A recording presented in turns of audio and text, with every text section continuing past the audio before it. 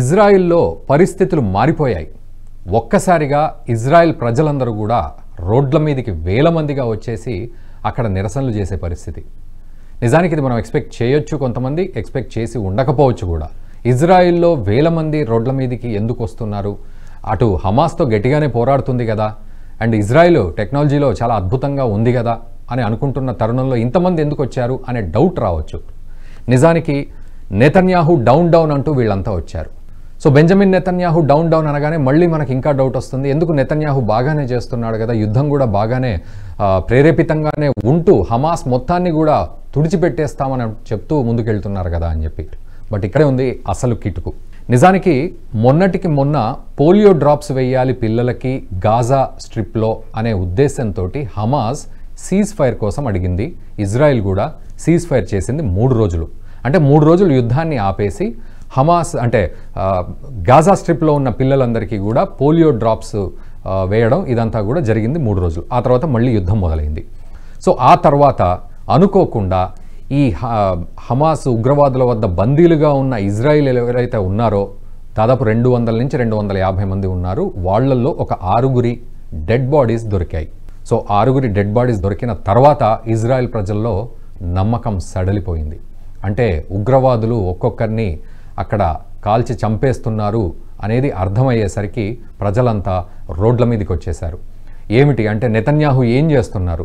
అటు యుద్ధము పూర్తి కాలేదు, హమాస్ ఉగ్రవాదులు అంతం కాలేదు, అట్లీస్ట్ ఆ బందీలుగా ఉన్న 250 మంది బయటికి రాలేని పరిస్థితి, అందులో 6 డెడ్ బాడీస్గా దొరకడం ఏమిటి పరిస్థితి అంటూ వాళ్ళు ఉద్వేగభరితంగా మారి నెతన్యాహు డౌన్ డౌన్ అంటూ వచ్చారు. మరోవైపు నెతన్యాహు యుద్ధ తీరును కూడా ప్రతిపక్షాలు తప్పుబట్టే పరిస్థితికి కూడా వచ్చేసాయి. సో అంతా కూడా ఒక దగ్గరికి వచ్చేస్తోంది. ఇప్పుడు ఇజ్రాయిల్ పూర్తిగా ఇటువంటి వివాదంలో మునిగిపోయింది, అంతర్లీనంగా అంతర్గతంగా.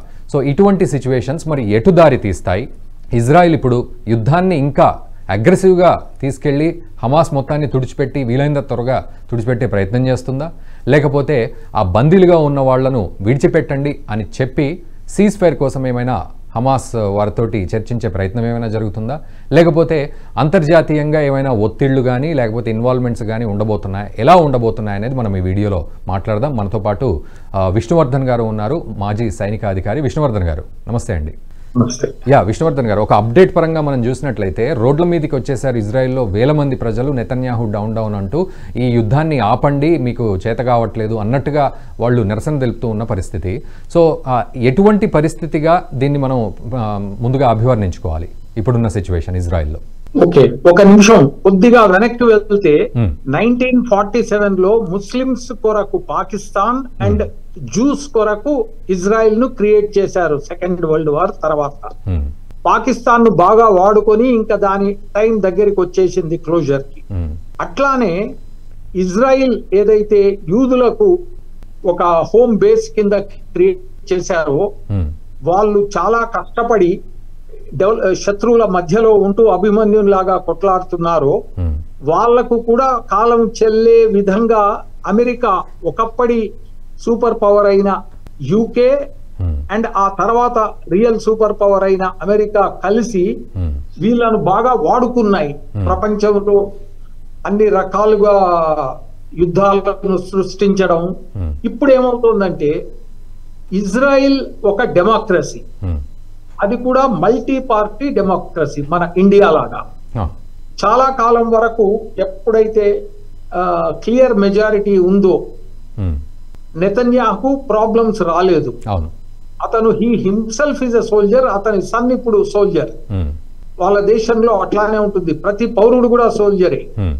అటువంటి దేశంలో కూడా చిచ్చులు పెట్టాలంటే ప్రతి కాంటినెంట్ లో ఒక జెలెన్స్కీని తయారు చేయవచ్చు. అది భారతదేశం కావచ్చు, బంగ్లాదేశ్ కావచ్చు, ఎక్కడైనా. ఇప్పుడు ఇరాన్ లో కూడా ఒక స్టేజ్ లో షా ఆఫ్ ఇరాన్ అని అమెరికాకు విధేయుడుగా ఉండేవాడు. ఇప్పుడు ఇజ్రాయెల్లో ఏమైందంటే నెతన్యాహు మరీ ఇండిపెండెంట్ గా డెసిషన్స్ తీసుకొని చాలా టఫ్ లైన్ లో వెళ్ళిపోతున్నాడు కాబట్టి అతన్ని కొమ్ములు ఎట్లా కట్ చేయాలి, అపోజిషన్ వాళ్ళు కొంచెం స్ట్రెంగ్త్ ఎక్కువగా ఉంది, అక్కడ కూడా ఒక కోయలేషన్ గవర్నమెంట్ ఏర్పడింది కొన్ని సంవత్సరాల కింద. అప్పటి నుంచి ఆయన ఇండిపెండెంట్ డెసిషన్స్ డైరెక్ట్ గా త్రూ ఎలక్టెడ్ రిప్రజెంటేటివ్స్ లాగా తీసుకోలేక కొన్ని ఎమర్జెన్సీ డెసిషన్స్ మాత్రమే తీసుకుంటున్నాడు. బట్ విష్ణువర్ధన్ గారు 2 సంవత్సరాల క్రితం కనుక మనం ఒకసారి గుర్తు చేసుకుంటే నెతన్యాహు తీసుకున్న ఈ నిర్ణయం, అంటే యుద్ధం చేద్దామనే నిర్ణయానికి అటు ప్రతిపక్షాలు కూడా అంగీకరించాయి కదా. అవునవును, ఇప్పుడు ఎప్పుడైనా కూడా ఎమర్జెన్సీ ఉన్నప్పుడు చచ్చినట్లు వాళ్ళు అంగీకరించాలి, లేకపోతే పీపుల్ వాళ్ళని చంపి పారేస్తారు యాంటీ నేషనల్స్ గా ఉంటే. ఇప్పుడు సిచ్యువేషన్ ఏ విధంగా చేశారంటే మెల్లమెల్లగా ఇప్పుడు ఒక వేడి నీళ్ళ పెద్ద బాండీలో కప్పను వేస్తే మెల్లమెల్లగా చచ్చిపోతుంది అన్నట్లుగా తయారైంది వాళ్ళ పరిస్థితి కూడా. కింద పొగ పెట్టారు, వాళ్ళ దేశంలో పబ్లిక్ యొక్క మూడును ఆ విధంగా మార్చారు.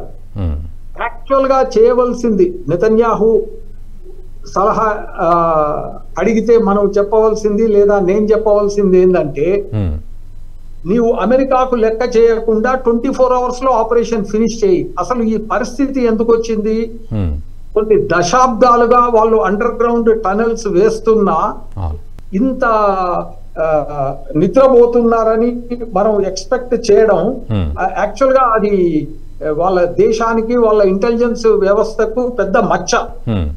దానికి విరుగుడు ప్రయత్నాలు ఈయన చేసే కొద్దీ America place double edged game అన్ని దేశాల్లో మనం చూస్తున్నాం. సో ఇప్పుడు రియల్ విలన్ ఈజ్ అమెరికా. ఇప్పుడు చైనా ఎట్లా అయితే మన ఇండియాలో మనం చైనా అనే భూతాన్ని చూస్తున్నామో, నిజానికి ఈ రోల్ రివర్సల్. చైనా అమెరికా లాగా తయారవుతోంది, అమెరికా చైనా లాగా తయారవుతోంది మనకు కూడా. ఎగ్జాక్ట్లీ. ఇప్పుడు నెతన్యాహు ఎవరైతే ఆ 6 మంది చనిపోయారో మొన్న, వాళ్ళ డెడ్ బాడీస్ ను పరీక్ష చేసినప్పుడు కొద్ది గంటలు 1-2 గంటల ముందే చంపబడ్డారు వాళ్ళు. అసలు నిజానికి నెతన్యాహు అడగవలసింది ప్రూఫ్ ఆఫ్ మిగిలిన వాళ్ళు బతికున్నారన్న ప్రూఫ్ ఏది మాకు. ఎగ్జాక్ట్లీ. నిజానికి నాకు కూడా డౌట్ వచ్చింది, 6 మంది మాత్రమే బతికున్నారో ఏమో. సో పట్టుకున్న వాళ్ళలో అందరూ చనిపోయి ఈ 6 మంది ఒకడు ప్రాణాలతో వచ్చినట్లుంది మొన్ననో ఎప్పుడో. మిగిలిన వాళ్ళ total number maybe only 6 whom they have killed. So ఇన్ని రోజులు ఆ ప్రూఫ్ ఎప్పుడు అడిగిన సందర్భం లేదంటారా? అడిగి ఉండొచ్చు, వీళ్ళు దాటవేస్తూ. ఇప్పుడు వీళ్ళు నెతన్యాహు నిజంగా చేయవలసింది వితిన్ 24 hours మాకు ప్రూఫ్ ఇవ్వు, వాళ్ళు బ్రతికి ఉన్నారని. మీరు సాలిడ్ క్లియర్ ఎవిడెన్స్ ఇవ్వకపోతే వాళ్ళందరూ మీరు చంపేశారు, వీళ్ళలాగానే వాళ్ళను కూడా చంపేశారని మేము అనుకుంటాము. Therefore there will be no holds barred. ఇంకా టోటల్ డిస్ట్రక్షన్ చేయడం చాలా మంచి పద్ధతి.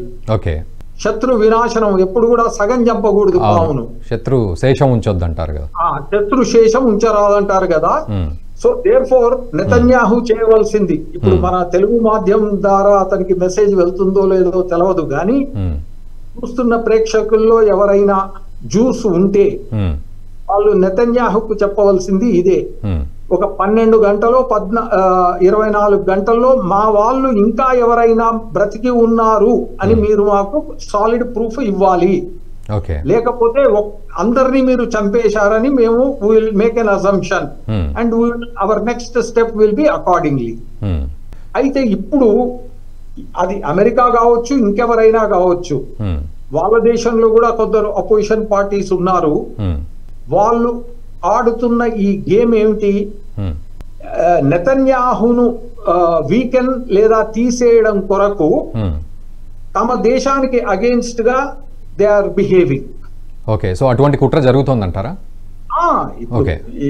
మన డెమోక్రసీకి ఉన్న బేసిక్ వీక్నెస్ అది. ఓకే, ఆ వీక్నెస్ అన్ని ఈవెన్ అమెరికాలో కూడా ఉంది. దాన్ని ఇప్పుడు అమెరికా చే బాధితులు ఒక 100 దేశాల దాకా ఉంటాయి ఈ ప్రపంచంలో.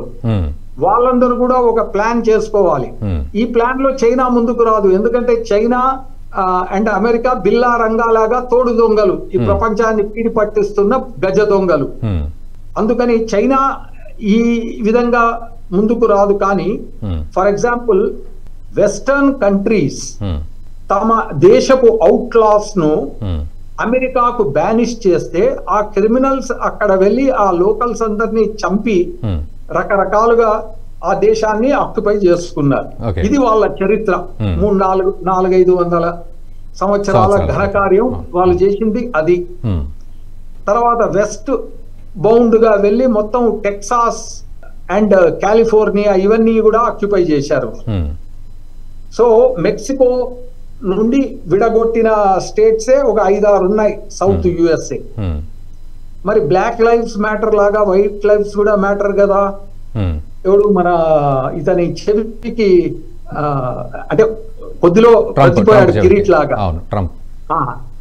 ట్రంప్ ను కర్ణ ట్రంప్ అనొచ్చు, కిరీటి లాగా ప్రతిపోయాడు 1 ఇంచులో. మరి వాళ్ళను కూడా రెచ్చగొట్టాలి, మనం కాదు. బాధితులైన 100 దేశాలు రకరకాలుగా బాధితులు. సో విష్ణువర్ధన్ గారు, ఇప్పుడు ఫైనల్ గా మనం మాట్లాడుకుంటే ఇదే అంశాన్ని, అంటే నెతన్యాహు పరిస్థితి చూస్తే అతన్ని వీకెండ్ చేస్తున్నది కొందరు అమెరికాలోని శక్తులే, డీప్ స్టేట్ ఆఫ్ అమెరికానే. ఓకే, సో అపోజిషన్ ను ప్రేరేపితం చేస్తున్నారు. సో అంటే మరి ఏం జరగబోతుందని మనం అనుకోవచ్చు. మరి ఇంత 2 సంవత్సరాలు ఫైట్ చేసిన నెతన్యాహు ఈరోజు మీరన్న డీప్ స్టేట్ వలలో పడితే పరిస్థితి వేరే తీరుగా ఉంటుంది కదా. అసలే యుద్ధం అక్కడ. ఇప్పుడు ఆ యుద్ధం ఆల్మోస్ట్ చివరికి వచ్చింది. ఇప్పుడు ఇంకా నెతన్యాహు వెనకడుగు వేయకూడదు, అమెరికా కూడా లెక్క చేయకూడదు. ఇప్పుడు నేర్చిన ఈ సొల్యూషన్ అతనికి ఎవరైనా చేరవేయగలిగితే అతని డెసిషన్ అతను తీసుకోవాలి.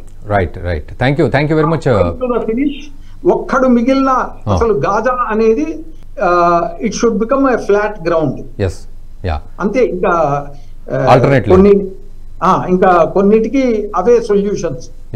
Thank you very much Vishnuvardhan గారు. సో విష్ణువర్ధన్ గారు చెప్పినట్లుగా గాజా స్ట్రిప్లో అసలు ఉగ్రవాది అనేవారు లేకుండా అక్కడ పూర్తిగా శత్రు శేషం కూడా ఉండకుండా క్లీన్ చేయాల్సిన పరిస్థితి ఇప్పుడు నెతన్యాహు వద్ద ఉంది. ఎందుకంటే అక్కడ ఉన్న గందరగోళంలో వారన్నట్లుగా అటు అమెరికా డీప్ స్టేట్ కుట్ర పన్నుతున్న నేపథ్యంలో అపోజిషన్ అంతా కూడా నెతన్యాహుకు సపోర్టు విరమించుకుని మళ్ళీ అపోజ్ చేసే పరిస్థితికి, నెతన్యాహును ఎట్లయినా కిందికి దించాలనే కుట్ర అక్కడ జరుగుతోంది అంటున్న సందర్భంలో మరోవైపు 6 డెడ్ బాడీస్ కనబడ్డ నేపథ్యంలో బందీలుగా ఉన్న వాళ్ళవి. సో నెతన్యాహు ప్రస్తుత కర్తవ్యం ఏమిటి అంటే 100% అక్కడ వాళ్ళంతా బతికే ఉన్నారా, ఉగ్రవాదుల చేతుల్లో బందీలుగా ఉన్న వాళ్ళంతా అనేది ఒకటి వెరిఫై చేసుకోవడం.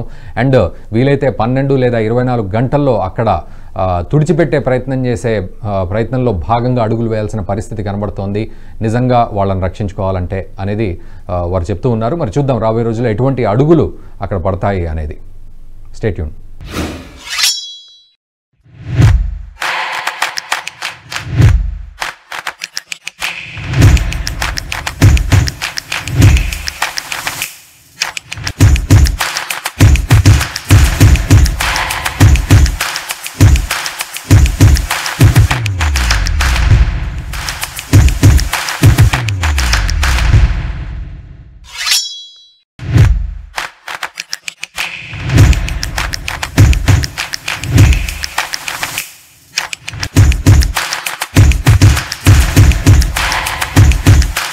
ఈ వీడియో మీకు నచ్చినట్టయితే లైక్ చేయండి, 10 మందికి షేర్ చేయండి. అలాగే కామెంట్ల రూపంలో మీ అభిప్రాయాలను మాతో పంచుకోండి. Nationalist hub group of channels ను సబ్స్క్రైబ్ చేసుకుని తెలుగునాట జాతీయవాద జర్నలిజాన్ని ప్రోత్సహించండి. ఈ వీడియో కింద ఉన్న బెల్ ఐకాన్ పై క్లిక్ చేయడం మర్చిపోవద్దు.